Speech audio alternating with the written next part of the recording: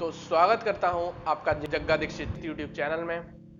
I am back एक नए video के साथ, एक नए टॉपिक के साथ। तो आज हम बात करेंगे, जिस टॉपिक पे हम बात करने वाले हैं उसके बाद काफ़ी सप्लीमेंट इंडस्ट्रीज इस वीडियो को देखने के बाद ऑफेंड हो सकती हैं। एंड बट सी, मेरा काम है आपको रियलिटी दिखाना, एक अच्छा कंटेंट देना और बिना बायस हुए कोई भी चीज़ आपके सामने प्रेजेंट करना। द टॉपिक इज, क्या बीसीएस को जितना बेनिफिशियल या जितना अच्छा दिखाया जाता है उनका रियल ट्रुथ क्या है। तो अगर आप बीसीएस के बेनिफिट्स के बारे में या बेनिफिट्स या उनकी रियलिटी के बारे में जानना चाहते हो तो इस वीडियो को एंड तक जरूर देखना। आज के टाइम में जो ग्लोबल मार्केट है, सप्लीमेंट इंडस्ट्री जो है पूरी, वो $1 बिलियन इंडस्ट्री है। एंड एक प्रिडिक्शन है कि 2022 तक ये इंडस्ट्री 45 बिलियन की हो सकती है। ठीक है, तो मार्केट में बहुत सारी कंपनीज है जो अलग अलग सप्लीमेंट्स को अलग अलग तरीके से मार्केटिंग करती है, उनके बेनिफिट्स के साथ कि वो कितने हेल्पफुल हैं, क्या क्या करते हैं। तो उनमें से कुछ सप्लीमेंट तो ऐसे होते हैं कि जो अच्छे होते हैं, जो जैसे उनके बेनिफिट्स बताए जाते हैं वो हेल्पफुल होते हैं, आपको हेल्प करते हैं आपके ट्रांसफॉर्मेशनल गोल्स या बॉडी गोल्स को अचीव करने में। लाइक क्रेटिन, जिस पे मैं वीडियो बना चुका हूँ, आई बटन पे मिल जाएगी। एंड उनमें से कुछ ऐसे सप्लीमेंट्स होते हैं जो एक तरीके से हमें हमारे साथ जितना वो बेनिफिशियल दिखाए जाते हैं इतने वो होते नहीं हैं, एक तरीके से हमें मिस गाइड किया जाता है।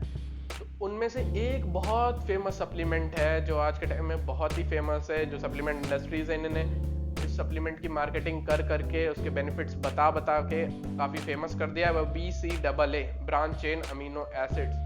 ठीक है, तो BCAAs एक ऐसा सप्लीमेंट है जो मैंने भी यूज़ किया है। मुझे भी लगता था कि काफ़ी बेनिफिट करेगा मेरी रिकवरी में, मुझे मसल लॉस से बचाएगा जब मैं कट पे होऊंगा। तो क्या सच में BCAAs इतने हेल्पफुल होते हैं? क्या ये जैसे दिखाए जाते हैं इतने बेनिफिट्स होते हैं इनके? क्या ये सच में इतने बेनिफिट्स होते हैं इनके? तो इस बात को पूरा जानने के लिए हमें BCAAs को पहले समझना पड़ेगा कि BCAAs क्या होते हैं, इनका कॉन्सेप्ट क्या है, ये कैसे वर्क करते हैं। ठीक है, तो सबसे पहले बात करते हैं ये BCAAs होते क्या हैं और कैसे वर्क करते हैं। तो हमारी बॉडी में 22 टाइप्स के अमीनो एसिड्स होते हैं। एक तरीके से अमीनो एसिड्स जो होते हैं वो बिल्डिंग ब्लॉक होते हैं प्रोटीन और मसल्स के, जिसमें से 9 एसेंशियल अमीनो एसिड्स कहे जाते हैं। ये एसेंशियल अमीनो एसिड्स वो एसिड्स होते हैं जो हमारी बॉडी खुद प्रोड्यूस नहीं कर सकती, हमें बाहर फूड से लेना पड़ता है। ठीक है, अब रिसर्च के हिसाब से इन 9 अमीनो एसिड्स में से 3 ऐसे इंपॉर्टेंट अमीनो एसिड्स को होते हैं जिनका नाम होता है ल्यूसिन, आइसोल्यूसिन, वैलिन। इन और एग्जैक्टली इन्हीं 3 चीजों से मिलके BCAAs बनते हैं, ब्रांच चेन अमीनो एसिड्स। तो BCAAs भी एक normal protein, complete protein source की तरह होता है, बस इसमें 9 की जगह 3 अमीनो एसिड्स होते हैं। थ्योरी तो ये कहती है कि अगर हम इन BCAAs का अपटेक बढ़ा देते हैं अपनी बॉडी में तो थियोरेटिकली ये मसल ग्रोथ में हेल्प करता है। क्यों करता है? क्योंकि जैसे इसके इफेक्ट होते हैं मसल प्रोटीन सिंथेसिस के साथ। अब बात करते हैं BCAAs काम क्यों नहीं करते, why BCAAs do not work. तो इस पॉइंट से मेरा कहने का ये मतलब है, क्या BCAAs सच में काम करते भी हैं कि नहीं। तो थ्योरी के हिसाब से तो BCAAs को मसल ग्रोथ में हेल्प करनी चाहिए, पर मेन कैच यहीं पे आता है। सी, BCAAs 3 एसेंशियल अमीनो एसिड्स होते हैं, पर एक काफ़ी स्टडीज या सेवरल स्टडीज से पता चला कि बॉडी को मसल प्रोटीन सिंथेसिस अचीव करने के लिए सारे 9 के 9 एसेंशियल अमीनो एसिड्स लगते हैं।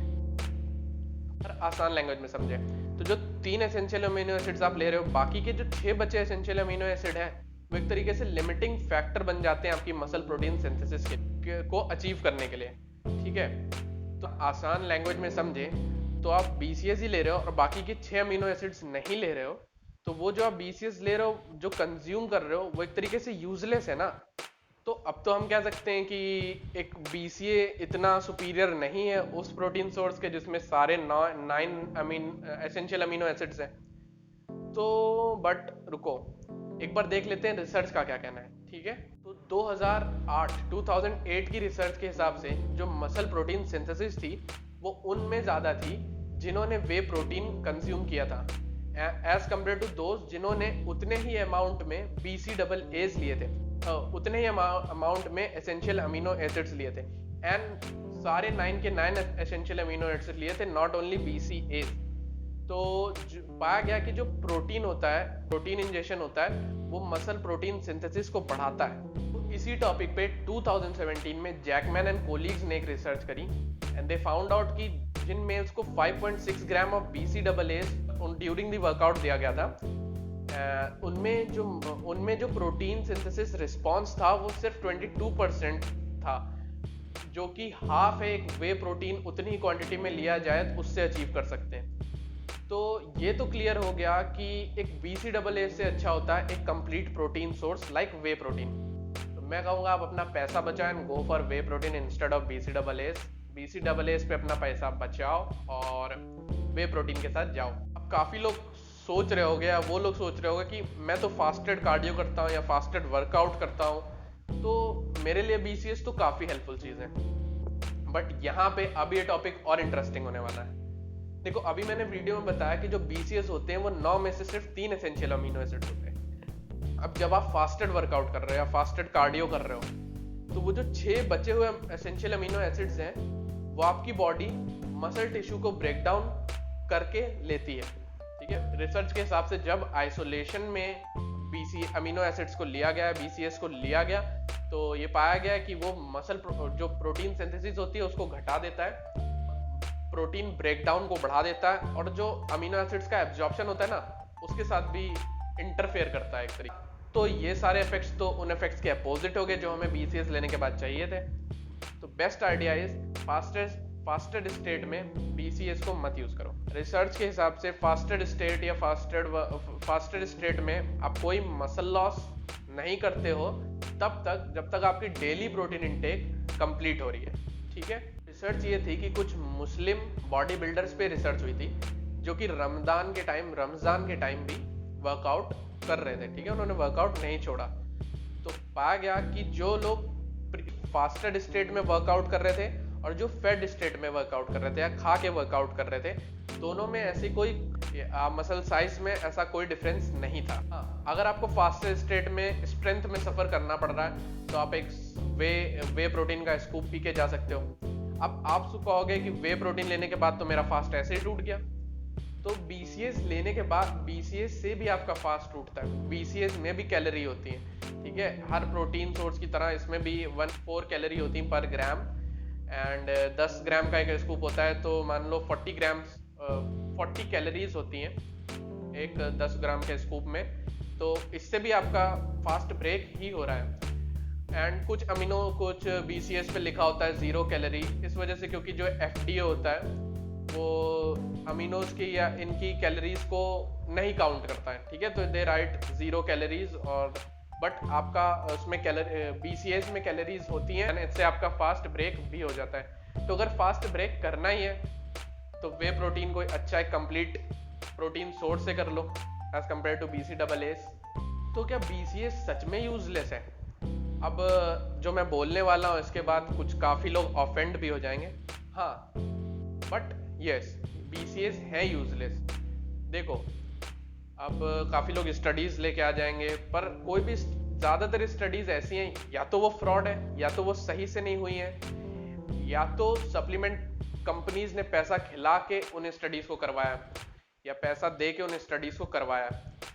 तो देखो, BCAAs उस केस में हेल्पफुल हो सकता है जो कि लोग वीगन्स हैं, जिनको अपने खाने से एडिकेट अमाउंट में अमीनोज नहीं मिलते। ठीक है, अब मैं आपसे भी, वीगन पीपल आउट देयर, आपसे भी मैं कहूँगा कि जो BCAAs हैं उन्हें किसी प्रोटीन सोर्स के साथ ही लो ताकि वो ज़्यादा हेल्पफुल हो, और ये जो हमने पीछे इनके नेगेटिव्स के बारे में बात करी ये आपको फेस ना करने पड़े। ठीक, तो देखो, अगर आपको BCAAs अच्छा लगता है, आपको लगता है कि वो आपका फोकस बढ़ाने में हेल्प करता है, या आपको वो प्रोडक्ट अच्छा लगता है, तो it's perfectly fine to use it. ठीक है, आप यूज करो, पर आपसे भी मैं यही कहूँगा कि BCAAs के साथ कोई एक वे प्रोटीन सोर्स को जरूर कंबाइन करो। लाइक आप प्री वर्कआउट में वे प्रोटीन पी के चले जाओ, ड्यूरिंग वर्कआउट BCAAs यूज कर लो। ठीक है, सो इस वीडियो से इतना ही। आई थिंक कि आपने इस वीडियो से कुछ सीखा होगा, आपकी भी आंखें खुली होंगी आपकी भी आंखें खुली होंगी BCAAs को लेके, जो मिसकंसेप्शन सप्लीमेंट इंडस्ट्री ने बना दिया है सप्लीमेंट के ऊपर, वो क्लियर हुए होंगे आपके।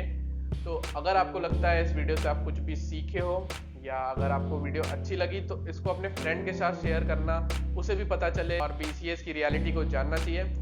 तो अगर आपको ये वीडियो अच्छी लगी तो do give it a thumbs up, channel को सब्सक्राइब कर दो, मोटिवेशन मिलता है और वीडियोस बनाने के लिए। एंड ऐसी और भी वीडियोस आगे आने वाली हैं, तो सब्सक्राइब कर लो, बेल आइकन को दबा दो एंड कमेंट करके बताओ नेक्स्ट कौन से टॉपिक पे आपको वीडियो चाहिए and I will try my best, मैं उस टॉपिक को कवर करूँगा अपनी नेक्स्ट वीडियो में। टिल देन बाय बाय, टाटा, नमस्कार, जय हिंद।